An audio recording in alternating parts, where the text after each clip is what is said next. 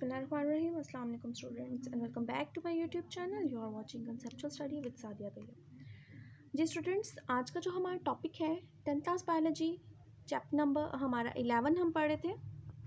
जी chapter number 11 आज का हमारा लेक्चर नंबर 10 है। ठीक है, प्रीवियस लेक्चर में हमने जो टॉपिक स्टार्ट किया था that was kidney failure. Kidney failure को दूसरा नाम जो है रीनल फेलियर भी कहते हैं हम, क्योंकि किडनी का जो बायोलॉजिकल नेम है, बायोलॉजिकल टर्म में इसे रीनल का वर्ड भी यूज़ किया जाता है। सो किडनी फेलियर के जो फिर ट्रीटमेंट्स हैं कि अगर किडनी फेल हो जाती है तो किडनी का जो वर्क है आर्टिफिशियली वो कैसे कैसे करवाया जा सकता है या कैसे उस चीज़ को हम कंपनसेट कर सकते हैं। That was number 1 it is dialysis. ठीक है, तो डायलिसिस है और नंबर 2 किडनी ट्रांसप्लांट है।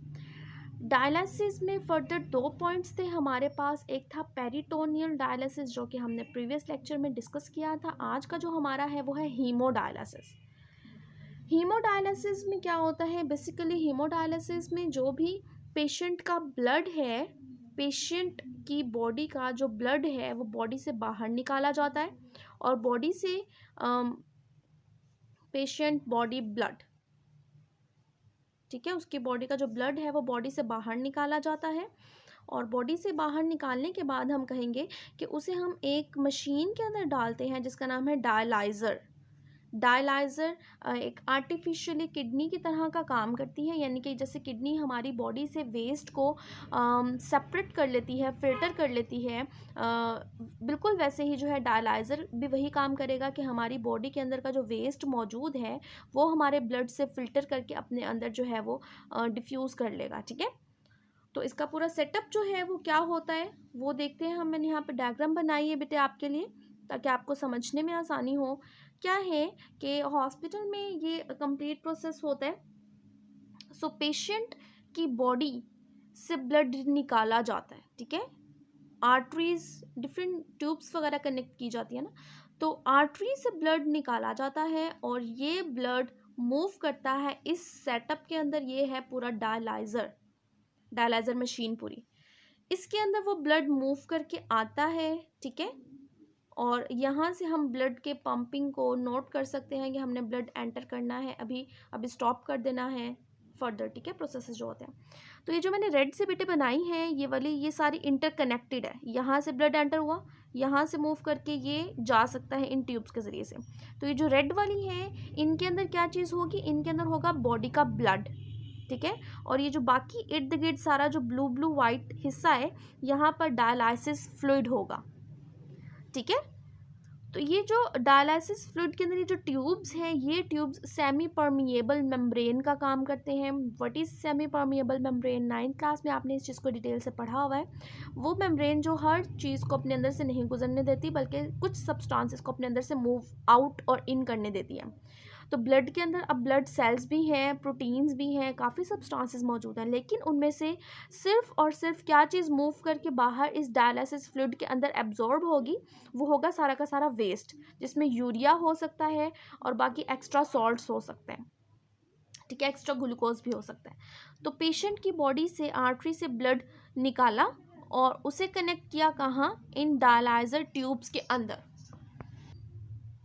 ठीक है, तो ब्लड जो है इन ट्यूब्स के अंदर से गुजरता रहता है, फ्लो करता रहता है। जब तक ब्लड यहाँ से यहाँ तक मूव करता है ना, तो ऑलमोस्ट जितना भी वेस्ट इसके अंदर मौजूद था ना वो यहाँ से मूव करके इधर इस फ्लूइड के अंदर ऐड हो जाता है।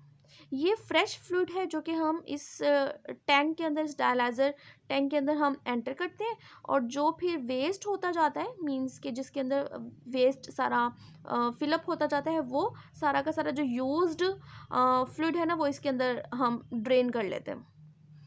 जब ब्लड यहाँ से एंटर होके सारा इन ट्यूब्स में से गुजर के क्लीन हो जाता है, साफ़ हो जाता है, तो फिर इस ब्लड को यहाँ से हम मूव करवाते हैं और डायलाइज़र से हम वेन की तरफ लेके जाते हैं। पेशेंट की बॉडी के अंदर वेन के अंदर हम इसको कनेक्ट कर देते हैं, तो एक आर्टरी से जो है वो ब्लड निकलता जाता है। ठीक है, और वेन से ब्लड साफ़ होकर कहाँ चला जाता है, पेशेंट की बॉडी के अंदर चला जाता है। उस वेन के ज़रिए से वो ब्लड मूव करके ऑब्वियसली जाएगा कहाँ, हार्ट की तरफ जाएगा, फिर हार्ट पंप करेगा और पंप करने के ज़रिए से, फिर हार्ट की पंपिंग के ज़रिए से वो क्लीन्ड ब्लड जो है पूरी बॉडी की तरफ मूव करेगा और बॉडी के डिफरेंट पार्ट्स को जो है फिर वो प्रोवाइड कर दिया जाएगा क्लीन ब्लड। सो ये सारा क्या था, ठीक है, ये पूरा एक सेटअप है बेटा जी, जिसके ज़रिए से क्या किया जाता है, बॉडी के अंदर मौजूद वेस्ट को क्लीन किया जाता है हॉस्पिटल के अंदर जाके एक डायलाइज़र टैंक के ज़रिए से, ठीक है। और ये वाला जो काम है, ज़रूरी है कि ये वाला जो ट्रीटमेंट है वो वीक में कम से कम एक दफ़ा तो ज़रूरी तौर पर करवाना होता है, ठीक है। This is called as the haemodialysis. आपको शॉर्ट में पूछा जा सकता है what is peritoneal dialysis, what is haemodialysis. तो सेपरेट में आप इनके जो भी पैराग्राफ्स हैं वो लिख देंगे। और अगर लॉन्ग में आता है कि डायलिसिस क्या है, डायलिसिस की दोनों टाइप्स लिखें, तो आप फिर उसे as a complete long question बना के डिटेल में लिख देंगे। सो नेक्स्ट जो हमारे पास है वो है किडनी ट्रांसप्लांट। किडनी ट्रांसप्लांट क्या है, नाम से पता चल रहा है आपको कि अगर हमारी किडनी ने हमारी, सॉरी अल्लाह ना करे, अल्लाह खैर रखे सब कुछ, अगर किडनी जो है काम करना बंद कर देती है ना, किडनी फेल हो जाती है, अपना फंक्शन परफॉर्म नहीं कर रही है, तो डायलिसिस करवाना जो है पेशेंट इसमें क्या करता है, अनप्लेजेंट फील करता है, ठीक है।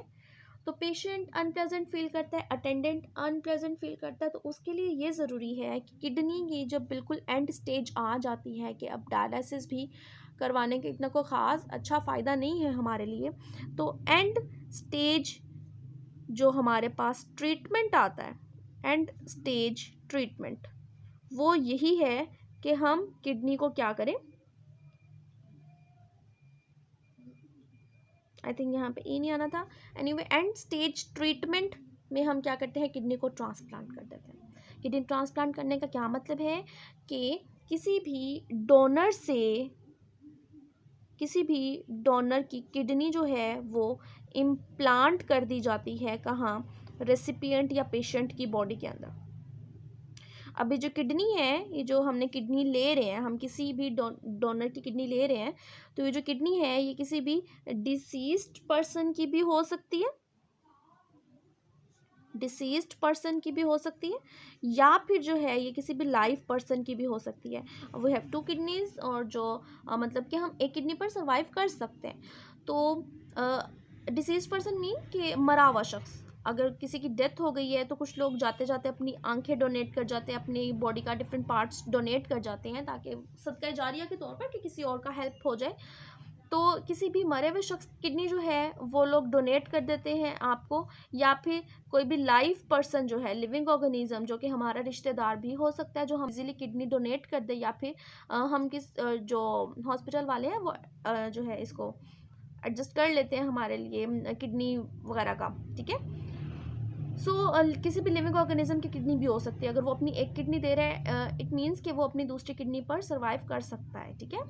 तो किडनी जो है वो ले ली जाती है। अब इसके लिए एक इम्पॉर्टेंट चीज़ क्या है कि डोनर और रेसिपिएंट, पेशेंट दोनों का जो ब्लड ग्रुप है, और उसके अलावा जो है मसल टिश्यू की जो कंपोजिशन है वो चीज़ मैच होनी चाहिए, ठीक है। ये चीज़ मैच होनी चाहिए, ये चीज़ सेम होनी चाहिए, ठीक है। तो इस तरीके से क्या किया जाता है, किडनी ट्रांसप्लांट कर दी जाती है। अब किडनी ट्रांसप्लांट की जो है, अगर किडनी ट्रांसप्लांट हो जाती है, ये चीज़ क्या होनी चाहिए, मैच होनी चाहिए। किडनी ट्रांसप्लांट हो जाती है तो वो जो डायलिसिस से बचने के लिए हमने जो किडनी ट्रांसप्लांट किया, ये नई किडनी जो है, ट्रांसप्लांट किडनी जो है, उस डोनर की किडनी जो है कितने टाइम तक के लिए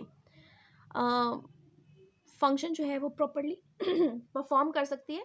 तो इसका जो लाइफ टाइम है, इस एवरेज लाइफ टाइम जो है किडनी का, वो क्या है, it is about 10 to 15 years. ये MCQ में पूछा जाता है कि कितने साल के लिए हम डोनर किडनी पर ज़िंदा रह सकते हैं, उस पर गुजारा कर सकते हैं, तो 10 to 15 ईयर्स है। अच्छा, अब यहाँ पर कुछ प्रॉब्लम्स है, जैसे आपको पता है कि कोई भी ऑपरेट होने लगता है तो डॉक्टर साइन करवा लेते हैं पेशेंट्स के जो रिलेटिव्स हैं कि अगर कोई भी हादसा पेश आ जाता है कि हम नहीं बचा पाते पेशेंट को या कुछ और हो जाता है तो वो डॉक्टर्स की ज़िम्मेदारी नहीं होगी। तो यहाँ पर भी किडनी ट्रांसप्लांट में भी कुछ प्रॉब्लम्स आती हैं। अगर किडनी ट्रांसप्लांट हम करवा रहे हैं हॉस्पिटल में तो प्रॉब्लम ये आ सकती है कि वो रिजेक्ट हो सकते हैं। रिजेक्ट होने का मतलब क्या है कि कोई ना कोई टेक्निकल प्रॉब्लम आने की वजह से या फिर मसल कंपोजिशन में कोई गड़बड़ आने की वजह से जो हमने किडनी ट्रांसप्लांट किया है वो रिजेक्ट हो जाए, रिजेक्शन हो सकती है उसमें, ठीक है। उसके अलावा क्या है, कोई ना कोई इन्फेक्शन कॉज हो सकता है उस दौरान में, किसी भी वजह से डोनर की बॉडी के कुछ जर्म्स एंटर हो सकते हैं, किसी ना किसी वजह से इन्फेक्शन कॉज हो सकता है, और इम्बैलेंस हो सकता है वाटर का, वाटर और सॉल्ट वगैरह का और उसके अलावा अल्सर हो सकता है। अल्सर होता है कि बॉडी के अंदर वाले जो पार्ट्स हैं उनमें अगर कोई ज़ख़म हो जाता है तो उसे अल्सर कहा जाता है, ठीक है। तो ये मेजर प्रॉब्लम्स फेस करनी पड़ सकती हैं एक किडनी ट्रांसप्लांट करने वाले शख्स को, ठीक है। लेकिन इन सब चीज़ों के चांसेस ज़ाहिर सी बात है कम होंगे। डॉक्टर्स जो है अपनी पूरी कोशिश करेंगे कि वो सक्सेसफुल रहें ट्रांसप्लांट में, लेकिन ये सब प्रॉब्लम्स हो सकती है। और अगर इन सब प्रॉब्लम्स में अगर किडनी रिजेक्ट हो जाती, कोई इन्फेक्शन हो जाता है, कोई अल्सर हो जाता है, तो हम उस पेशेंट को सेकंड किडनी ट्रांसप्लांट का चांस भी दे सकते हैं, यानी कि सेकंड किडनी ट्रांसप्लांट भी हो सकता है बॉडी के अंदर। लेकिन उसके लिए फिर क्या प्रॉब्लम होगी, फौरी तौर पर नहीं हम सेकंड ट्रांसप्लांट कर सकते। तो वो जो इंटरमीडिएट टाइम होगा ना कि नेक्स्ट किडनी ट्रांसप्लांट का, उस दौरान में फिर जाहिर सी बात है फिर से डायलिसिस का प्रोसेस होगा। अगर वो न्यू डोनर की किडनी फंक्शन परफॉर्म नहीं कर रही सही से, तो डायलिसिस पे ही वो बंदा चलेगा।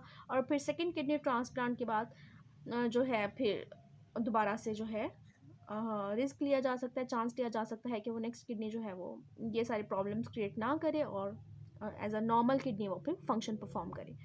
तो बेटा जी हमारा चैप्टर भी कंप्लीट होता है, हमारा लास्ट टॉपिक भी कंप्लीट होता है। इंशाल्लाह नेक्स्ट वीडियो में हम नेक्स्ट चैप्टर स्टार्ट करेंगे। तो किडनी फेलियर में हमने 2 मेजर पॉइंट्स पढ़े हैं, रिकॉल करते हैं। नंबर 1 डायलिसिस है, नंबर 2 जो है किडनी ट्रांसप्लांट है। डायलिसिस में पेरिटोनियल डायलिसिस हमने प्रीवियस लेक्चर में पढ़ा था।